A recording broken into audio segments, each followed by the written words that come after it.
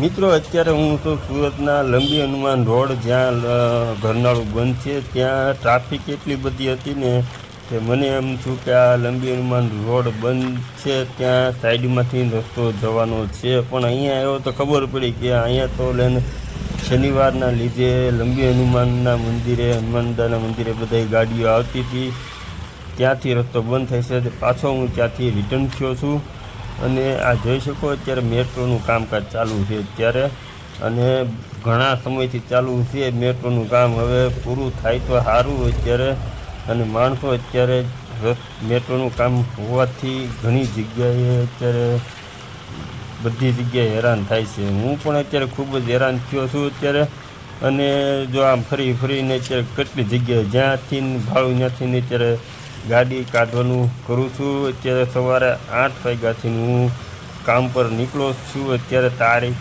13 તારીખની શનિવાર 2025 અત્યારે છે, અને અત્યારે સવારમાં 8 વાગ્યાનો ઘરેથી નીકળ્યો છું. મારે પહોંચતા ખાલી 15 મિનિટ થાય એની બદલે અત્યારે વાગી ગયા છે 9 વાગી ગયા છે. 15 મિનિટનો રસ્તો હજી હું પહોંચ્યો નથી. પછી લઈને અત્યારે હવે હું જે મેઇન રોડ છે વરાછાનો એ બાજુ ફોદાર બાજુથી અત્યારે નીકળું છું. અત્યારે ફોદાનો બ્રિજ ઉપર અત્યારે એક વાહન બંધ હતું, બસ, એટલે ન્યાય ટ્રાફિક હતી. અત્યારે જો અત્યારે ટ્રાફિક હળવી હોય એવું લાગે છે, કામ થઈ ગયું. હવે આ સીધો રસ્તો railway station, Surat railway station જાય છે, જે વરાછાનો મેન છે ને રોડ તે.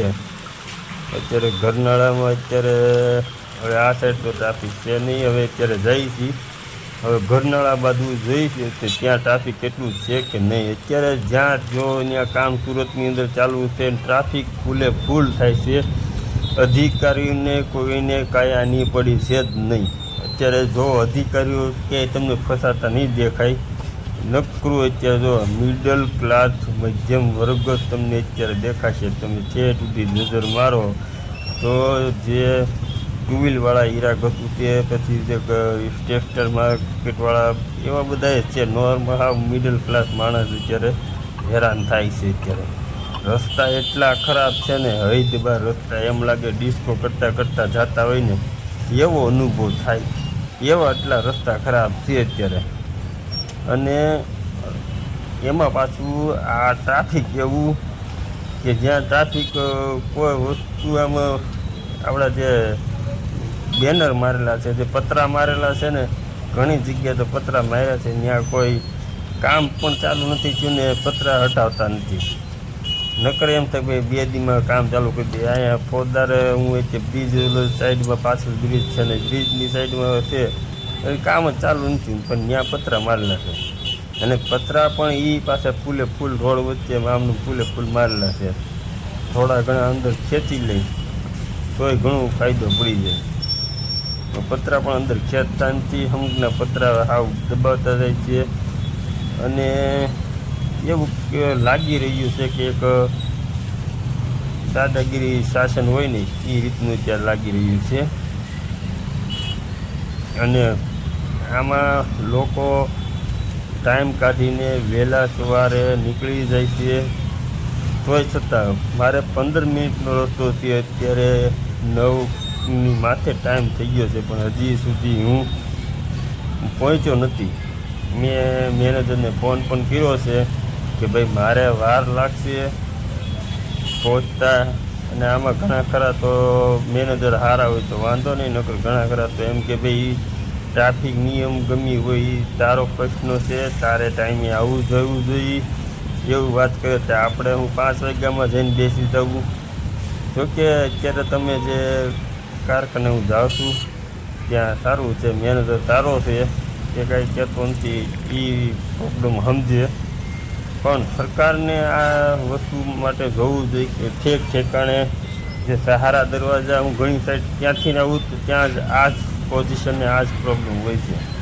તો ઠેકાણે આ વસ્તુ હોય છે, અને આને કોઈ અધિકારીને કોઈને કોઈ કહેવાવાળું છે જ નહીં.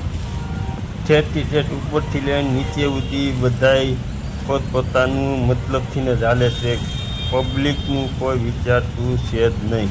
પબ્લિકને શું કરવું, ક્યાં જવું, ક્યાં મરવું, એ બધું પબ્લિકને વિચારવાનું. અને પબ્લિકે પોતપોતાનું રીતે સાઈડમાંથી વાહન લઈને નીકળી જાય, કોઈ અવાજ ઉઠાવવાવાળું છે જ નહીં.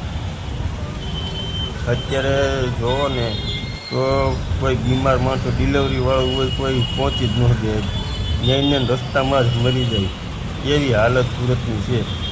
એટલી બદતર આ 2024 ને 25માં એટલી બદતર હાલત છે ને, હાલત થઈ જ ને ગુજરાતની, કે એની વાત ન પૂછે વાત.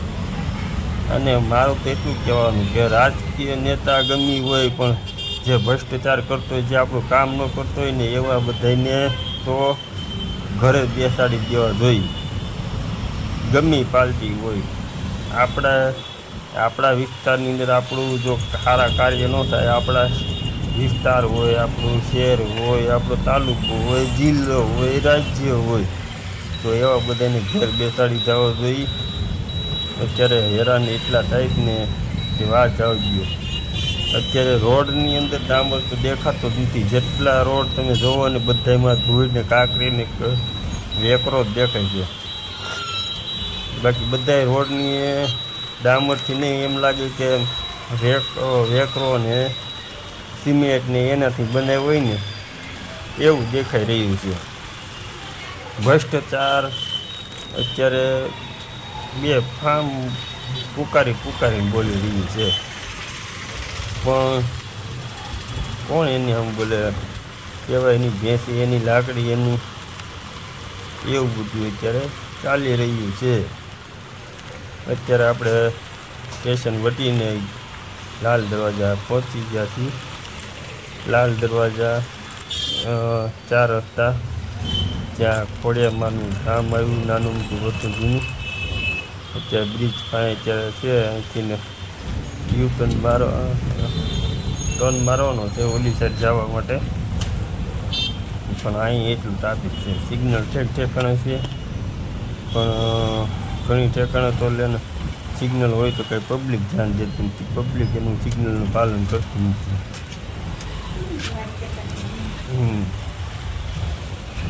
અત્યારે આવ્યો હાલે હવે દરવાજા પહોંચી ગયા છું.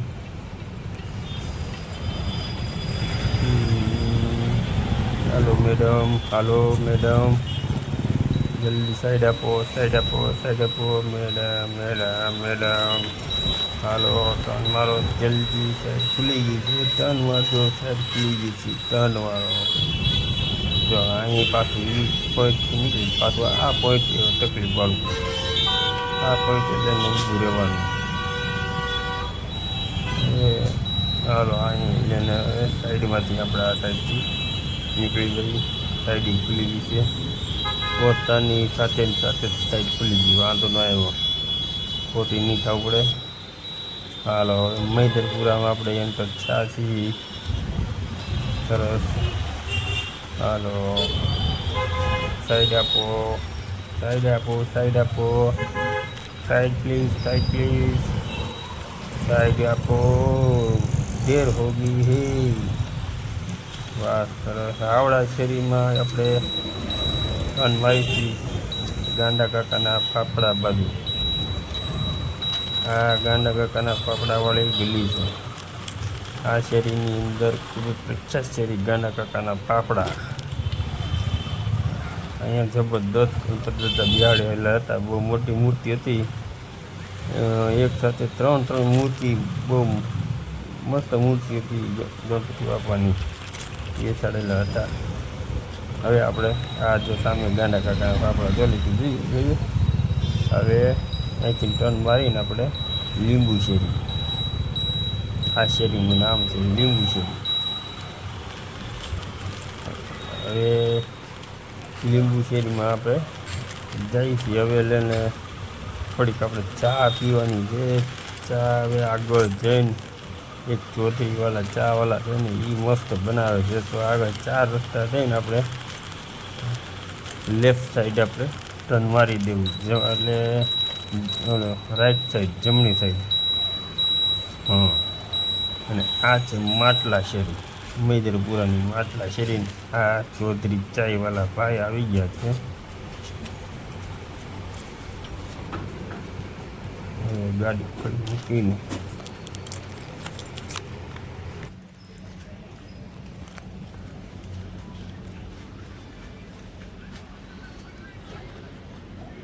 વીસની ચા પાસે કરતા હે મારા હિંડોળા હિંડોળા ચાથી હું 8 વાગ્યાનો નીકળ્યો.